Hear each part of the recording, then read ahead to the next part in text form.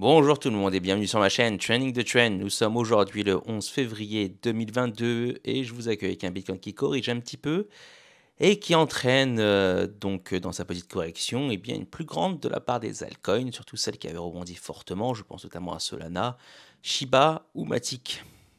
Sans transition, passons sur la charte du Bitcoin du jour. Je vais commencer par le spot. Comme dit il y a 2 jours, je m'attendais à ce que le prix stagne entre donc ces deux moyennes mobiles-là, qui est aussi soutenu par ce support des 43 200. Donc on est venu faire ça pendant exactement 2 jours pour l'instant. On est vraiment resté dans ces zones-là de prix. On n'a pas réussi à renverser la résistance vers le haut en clôture, et ni le support en bas de la même manière. Et mon hypothèse, basée sur les nombreux mois où j'ai observé le Bitcoin, notamment en 2021, c'est que ça réagirait avec donc la moyenne mobile 10, là en journalier, qui va remonter. À voir si effectivement ça va pousser les prix vers le haut, ce qui serait pour le moment le plus probable à mon sens, puisque c'est plutôt comme ça que ça s'est fait dans le passé. Vous voyez qu'on a des pentes positives sur les moyennes mobiles clés au niveau du journalier, même la moyenne mobile 55 commence à avoir une pente positive, et on pourrait avoir donc je pense en fin de semaine soit la moyenne mobile qui remonte et qui pousse les prix vers le haut, soit les prix qui viennent checker la moyenne mobile et ensuite rebondir. On pourrait descendre plus bas, et on l'a vu déjà notamment sur la courbe du CME, vous avez un double gap.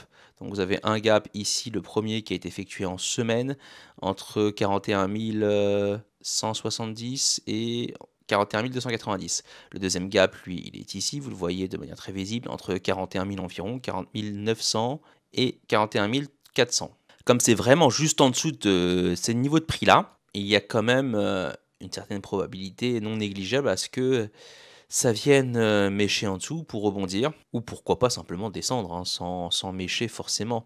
On a des signes de fatigue qui commencent à apparaître au niveau des time frames intermédiaires, qui va jusqu'aux 8 heures je pense. Il faudra voir si 12 heures commence à fatiguer, on va aller voir ça tout à l'heure. Le point positif, c'est qu'on a un franchissement donc, de l'EMA rouge en journalier, croise à la hausse l'EMA 21.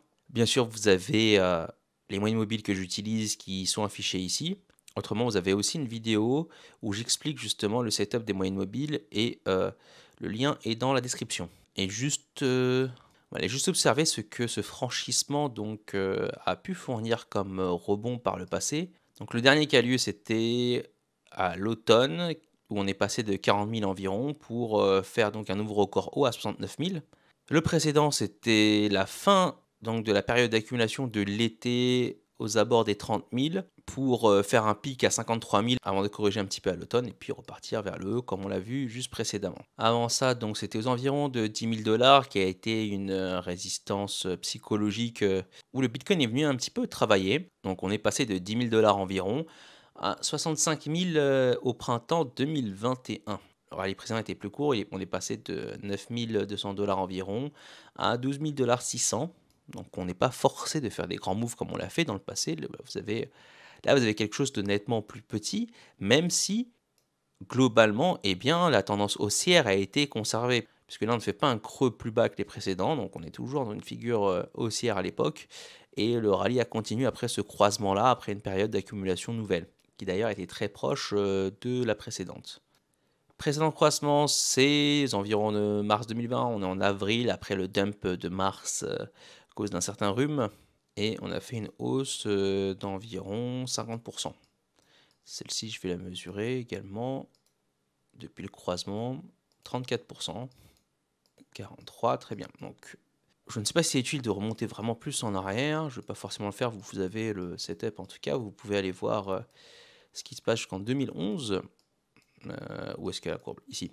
Un rebond de 30% à partir du croisement amènerait les prix. Vous voyez où est ce niveau-là? Ça, c'est un niveau Fibonacci.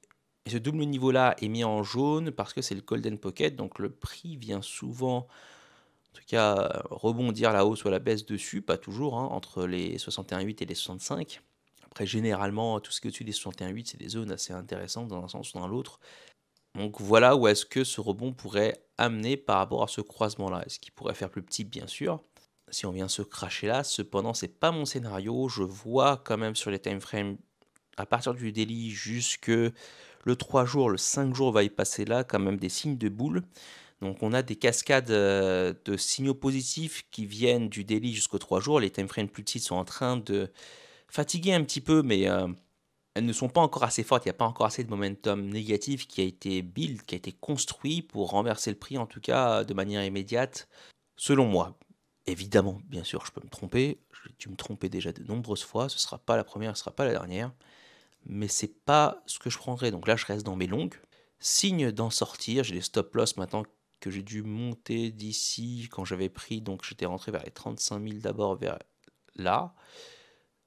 Et j'avais des stop loss qui étaient déjà à ce niveau-là. Donc là, j'ai dû les monter vers là environ en équivalent. Parce que c'est pas du Bitcoin, donc c'est en équivalent sur les coins. Ce qui serait bearish à court moyen terme, ce serait qu'on vienne donc chercher ici ces gaps-là et qu'on vienne clôturer une bougie journalière en dessous. Alors autant sur le CME ça se voit pas, mais quand on va passer ici sur le prix spot, ça voudrait dire fermer une bougie en dessous donc des 23,6 qui a joué le rôle de support sur ce range là, mais également ici qui a fait un rôle de résistance avant qu'on vienne s'en servir comme support lorsque la semaine a commencé. Vous voyez qu'on est venu check le support et se reposer dessus, donc un backtest pour rebondir. Donc une clôture journalière en dessous, là, sur le prix du spot, en dessous des 41 200, pardon, 41 525, sur l'index, serait plutôt négatif pour moi. On viendrait à nouveau repasser sous les moyennes mobiles clés, alors qu'on vient de repasser au-dessus, sur une time frame quand même importante. Le daily pour le Bitcoin, ça donne en général des tendances quand même sur plusieurs semaines. Là, on a déjà un premier signe de donc sommet ascendant et peut-être là le creux ascendant par rapport à celui-ci. Cependant, pour moi, vraiment pour confirmer une tendance haussière sur le daily, ce serait d'aller clôturer une bougie au-dessus des 44 400 comme déjà dit de nombreuses fois sur les semaines précédentes maintenant, puisque ça fait un moment qu'on est là. Passons voir maintenant en 4 heures ce qui se passe. En 4 heures, vous voyez qu'on est en train de rebondir sur le support de nombreuses fois et on est en train de créer des divergences boules cachées. Et sur le haut, il y a des divergences paires, donc c'est tout à fait caractéristique d'un range. Vous avez à chaque point du range des signes de rebond dans l'autre sens. Même si là en 4 heures, pour la première fois depuis donc, le 4 février, on repasse sous les moyennes mobiles clés au niveau de la time frame 4 heures, donc plutôt un signe de faiblesse en ce moment. Toutefois relatif, on reste que sur une time frame 4 heures, donc ce qui indique pour moi donc, une prolongation du range, en tout cas dans les heures à venir, plutôt qu'une cassure immédiate. Regardez où est-ce qu'on est venu se buter, quasiment donc à la moyenne mobile 10. Cependant, ça a donné toute cette phase-là de range, ça a donné la possibilité aux 4 heures donc, de quasiment reset son stochastique. On pourra repasser la hausse, je pense qu'on repasse à la hausse avec une clôture au-dessus de 44 000 environ. Donc si on a la clôture au-dessus de 44 000 au niveau du Bitcoin, certainement, en 4 heures je parle, hein, certainement qu'on aura droit à un rallye pour retester les 44 400, voire les 45 000. On va voir les autres time frames en 6 heures. Pareil, vous avez donc une divergence boule cachée ici qui commence à être confirmée, qui pourrait être confirmée avec la clôture de cette bougie-là. Il reste quand même 5h20, donc on pourrait très bien se renverser. Dans ce cas-là, invalider la lecture de la divergence boule cachée. Une clôture dans 6 heures environ, 5h20 partons, au-dessus de 43 200 environ, irait confirmer la divergence boule cachée et donc un retest du haut du range, ce qui est en ligne avec le 4 heures. Vous voyez que le 6 heures est venu aussi reset, pas complètement, mais en tout cas en grande partie son stochastique, avec maintenant donc un stop du momentum baissier et pourquoi pas tenter des prix un peu plus hauts. En 8 heures, on continue à baisser, donc le 8 heures, le stochastique est loin d'être reset. On dénote un momentum plutôt baissier avec les mêmes marques de divergence boule cachée. Pour l'instant, on est loin d'être confirmé au niveau du... Toutefois, celle-ci va fermer avant la bougie de 6 heures. Donc, dans 3h20, si on avait clôturé au-dessus des 43 900 environ, pour moi, ce serait donc une confirmation de cette divergence boule cachée pour un retest vers le haut. Donc, on a vraiment une zone clé des 44 000, je pense, qui... en tout cas, se traduit pour l'instant sur les timeframes 4 heures, 6 et 8. Ça m'intéresse pas trop de regarder en dessous, vraiment pour le moment, vu que ça range essentiellement. Donc une clôture au-dessus des 44 000 les 4 heures pourrait faire cascader ça sur la timeframe 6 heures et ensuite sur la timeframe 8 heures. Et pourquoi pas la 12 heures, on va aller voir ça. Donc la 12 heures, on n'a pas les mêmes marqueurs. La 12 heures pour l'instant est plutôt influencée par le daily.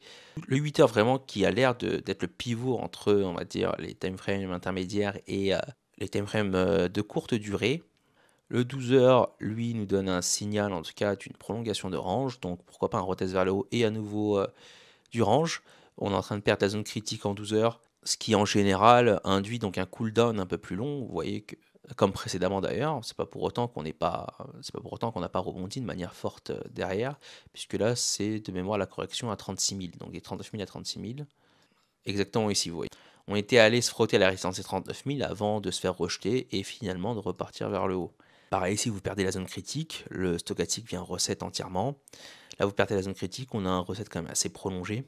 Donc peut-être un retest vers le haut là, des 44 000 sans toutefois une forte probabilité selon 12 heures de le percer tout de suite. En daily, on est toujours dans la zone critique. Globalement, je pense qu'on devrait continuer sous une clôture des 45 000. Tant qu'on ne vient pas clôturer au-dessus des 45 000, je pense que le momentum sera baissier sur le stochastique. Et ce qui alimente un peu plus mon hypothèse de soit venir combler le gap, soit vraiment d'attendre que la daily 10 vienne vraiment au contact du prix pour une réaction, enfin soit une confirmation de la tendance haussière, c'est-à-dire qu'on vient s'appuyer sur la daily 10 pour vraiment rebondir, ou en tout cas casser en dessous et invalider ce rebond.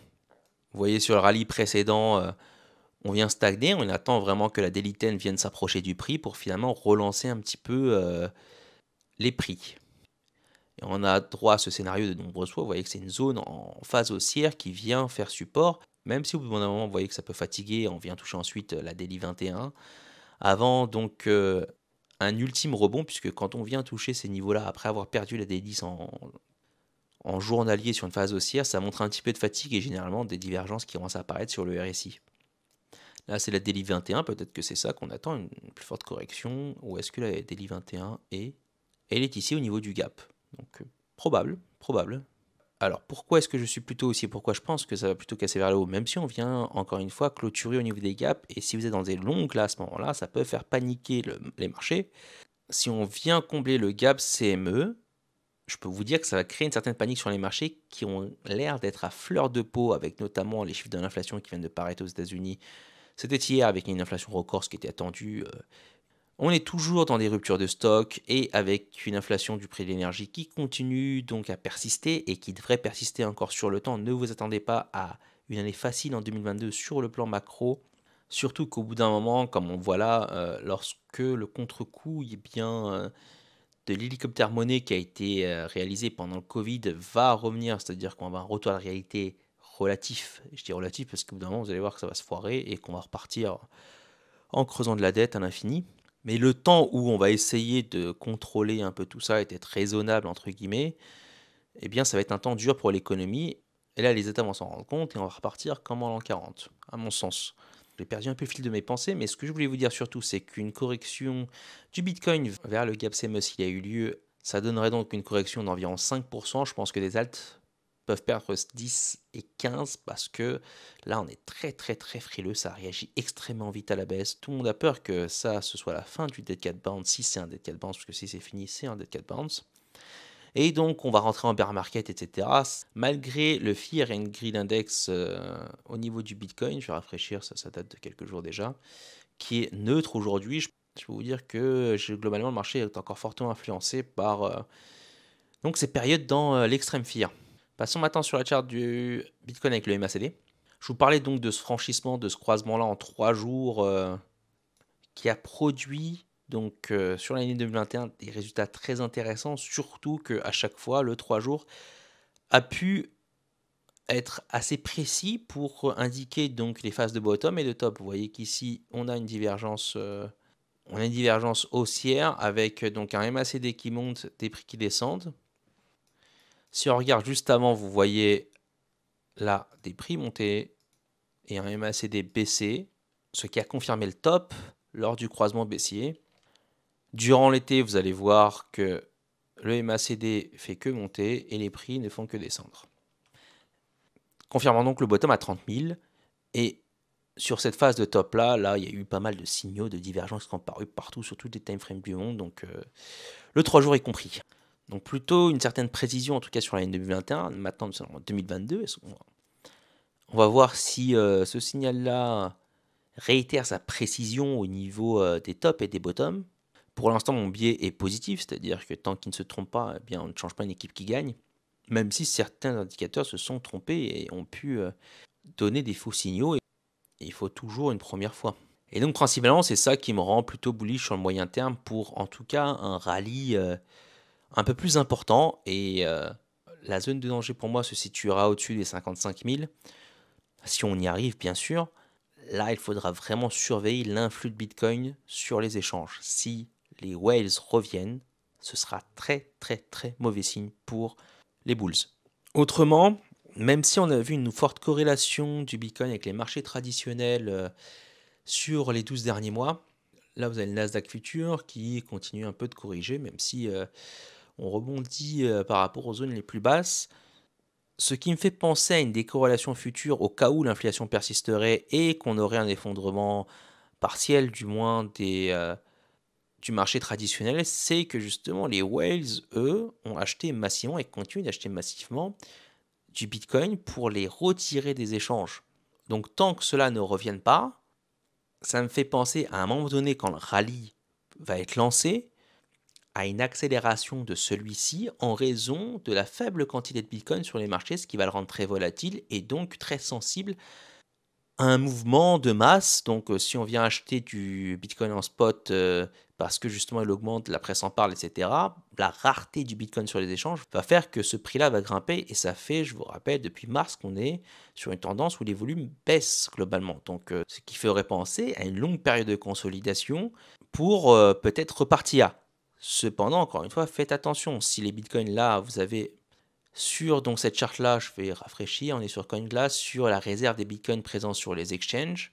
Vous voyez qu'on est vraiment au niveau plus bas historique. Bon, c'était celui-ci, mais globalement, on reste dans la zone basse. Là, je ne vais pas chipoter qu'on est entre 1,7 million et 1,75 million. Donc, bon, c'est bonnet blanc, blanc bonnet, hein. La descente forte du nombre de bitcoins, et c'est peu caractéristique des whales de jouer juste un mouvement de quelques mois. Eux travaillent sur des time frames plus longues. Alors je vais passer en weekly, je vais effacer les moyennes mobiles pour y voir plus clair. On va zoomer. Sur la phase haussière de 2020-2021, on a une explosion des volumes vers le haut, et depuis ce point haut, les volumes n'ont fait que décliner. Globalement, il y a peu d'intérêt pour le marché spot, puisqu'on est même à des niveaux inférieurs, voire équivalents par rapport à quand le marché redémarrait. Là, c'est une période d'accumulation en train de redémarrer, peu d'intérêt sur les marchés, sauf de la part des gros. Et à ce moment-là, moi, je ne tradais même pas le Bitcoin, je ne m'y intéressais même pas. Je suis venu au Bitcoin vers là, me faisant avoir bien sûr par la hype et par la presse, etc. Je me suis pris cette baisse-là, et depuis, eh bien, j'ai très bien tradé ces différents pullbacks, ce qui a fait que j'ai été positif dans mon compte dès ce niveau-là, puisque ici déjà, je faisais des swing trades, parce que je suis venu en mars, donc j'ai eu quand même un mois, globalement un mois et demi de trade relativement facile, entre guillemets. Je mets vraiment les guillemets, parce qu'il n'y a rien de facile dans les trades. Et donc j'ai été positif. Bien sûr, ça m'a rendu négatif, et j'ai dû retourner vers des valeurs positives, vers vraiment ces zones assez rapidement en fait dans le rallye. Et ce moment-là haussier, et ensuite donc un retest des 30 000, s'est accompagné avec une baisse de la volatilité, qui est confluent avec la baisse de volume, qui indique moins d'intérêt pour le marché spot. Si les whales tiennent et qu'ils ne reviennent pas sur les marchés, et même s'il y a de l'inflation, etc., malgré les chiffres macro, peuvent venir, ou la corrélation avec les marchés traditionnels qu'on a jusque maintenant, même si ça fait 2-3 semaines qu'on a plutôt un comportement assez différent du Bitcoin par rapport au Nasdaq et au S&P 500. Je m'attends à donc un nouveau rallye, et pourquoi pas à des nouveaux records en 2022, encore une fois sous la condition que les whales ne reviennent pas sur les exchanges. Voilà, j'en ai fini avec cette vidéo un petit peu longue. Si vous êtes intéressé par la DeFi, j'ai donné quelques bons plans de DeFi, notamment hier. Je vous invite à aller voir ces vidéos qui concernent la blockchain Phantom et la blockchain Harmony. Autrement, je vous souhaite une très bonne journée et bon trade à tout le monde.